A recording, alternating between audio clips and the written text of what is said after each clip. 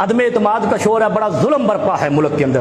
میں ہاتھ جوڑ کے اپیل کرتا ہوں مولانا فضل الرحمان صاحب سے کہ ان السمع والبصر والفؤاد کل اولئک عنہ مسئولا۔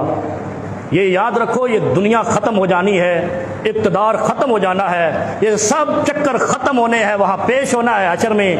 کسی کو یہودی ایجنٹ مت کہو، قادیانی ایجنٹ مت کہو، اور وہ شخص وہ ہے جس نے تیرے 30-40 سالہ اقتدار کے باوجود قرآن کے اوراق پہ ٹیکس ختم نہیں کیا تھا۔ اس شخص نے آ کر قرآن کے کاغذوں پہ کہتا ہے جب مجھے پتا چلا کہ قرآن کا جو درآمد ہوتا ہے پیپر، اس میں بھی ٹیکس لیا جاتا ہے، میں نے وہ ٹیکس فری کر دیا ہے، اور تمہیں کیا چاہیے؟ پھر اس نے اقوام متحدہ میں جو تقریر کی ہے، اس تقریر کے بعد چچنیا کا صدر ماسکو میں صرف اس کا ماتھے کو بوسہ دینا آیا ہے کہ میں دیکھنے آیا ہوں اس شخص کو کہ جس نے اقوام متحدہ میں اسلام کا مقدمہ لڑا ہے۔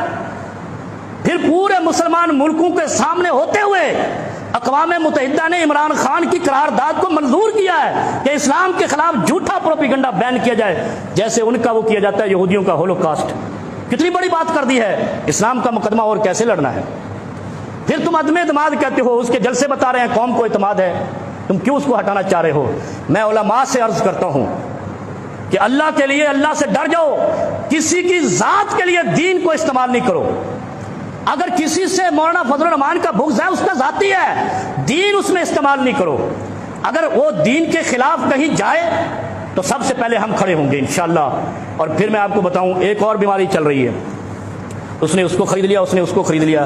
وہ ایک ممبر ہوتا تھا قومی اسمبلی کا، اس نے کہا یہ مقدس ایوان ہے، دھرنے والوں نے اس پہ حملہ کر دیا ہے، یہ مقدس ہے، اور تیری تقدیس وہاں پہ لٹ گئی۔ جب کسی کا 18 کروڑ لیٹ لگ گیا، کسی کا 15 کروڑ، اس کا مطلب ہے یہ قومی اسمبلی نہیں ہے، یہ مویشی منڈی ہے۔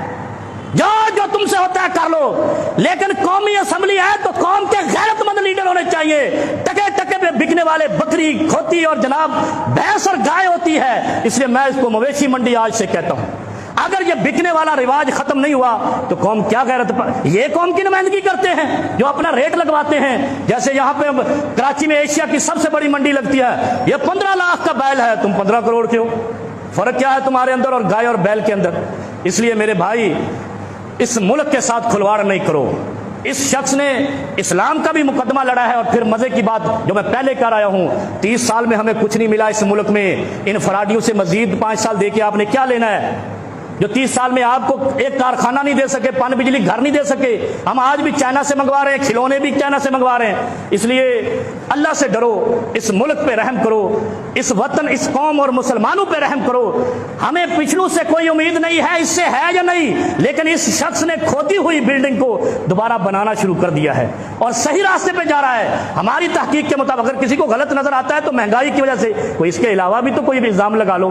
مہنگائی کہتے ہیں 70 سال میں جتنی مہنگائی تھی 3 سال میں اتنی ہو گئی، تو پاکستان تو آدھا مر جانا چاہیے تھا۔ پھر اگر اتنی زیادہ مہنگائی ہے، یہاں تو نہ خودکشی کر رہا ہے کوئی، نہ بھوک سے مر رہا ہے، اس کا مطلب مہنگائی ایک ڈنڈورا ہے۔ اصل میں وہ کہہ رہا ہے چوری پکڑی گئی، اور جب پکڑی جاتی ہے تو بہانے تراشتے ہیں۔ اب بہانے تراشے جا رہے ہیں کہ کسی طریقے سے اس کو اتارو، یہ ہمیں لے گیا۔ جیسے جیکب آباد میں گھوٹکی کے علاقے میں ڈاکوؤں نے پولیس کے خلاف مظاہرہ کیا تھا کہ ایس پی سخت آیا، ہمیں ڈکیتیاں نہیں کرنے دیتا۔ یہ چکر ہے۔ اور ایک مثال میں آپ کو سنا کے بات ختم کرتا ہوں، کیونکہ حق کا ساتھ جو قوم نہیں دیتی، خدا ان کا فَإِنَّ لَهُ مَعِيشَةً ضَنْكَا، جو قوم حق اور باطل کو نہیں پہچانتی، خدا ان کا رزق تنگ کر دیتا ہے۔ کسی کو نہیں سنائی آج تک بات۔ 10 دن ہمیں بند رکھا میلوڈی تھانے کے اندر، میلوڈی اسلام آباد کا ایک علاقہ ہے۔ وہ ہم نے پوچھا کیا مسئلہ ہے، انہوں نے پیپر لے کے آئے رات کو 2 بجے، اس پہ سائن کرو۔ پڑھا تو اس میں لکھا تھا جب وہ فلاں عالم دین گرفتاری دے دے گا آپ کو رہائی مل جائے گی۔ 10 دن ہم بند رہے، بالآخر اس نے گرفتاری دی، ہم رہا ہو گئے۔ ہم نہ ضمانتی، نہ اس کی پارٹی کے، نہ ہم اس جلسے کے شریک۔ شہباز شریف اس وقت وزیر اعلیٰ تھا، اور یہ شخص اس شخص کا ضمانتی ہے جو ملک سے فرار ہو کے واپس نہیں آ رہا، جس کو 7 دورے پڑ رہے تھے۔ عمران خان صاحب، اگر اس خاندان کے 10 افراد کو آپ بند کر دیں، وہ بھاگتا ہوا شام کو ادھر آئے گا اس شرط پہ کہ جب یہ چھوٹیں گے تب جب وہ آئے گا تو ملک سب سدھر جائے گا۔ آپ ڈھیل دیتے ہو جس پہ عذاب کھڑا ہو جاتا ہے۔ اللہ رب العالمین ہمیں حق سمجھنے اور حق کا ساتھ دے۔ ہمیں جمہوریت سے کوئی غرض نہیں، آمریت سے کوئی غرض نہیں، اس قوم کو اپنی خوشحالی سے غرض ہے، اس قوم کو رزق سے غرض ہے۔ اور اگر ایسا نہیں ہے تو اللہ کی پکڑ ان قوموں پر آتی ہے جو بغاوت کرتے ہیں، سرکشی کرتے ہیں، حق کو نہیں پہچانتے۔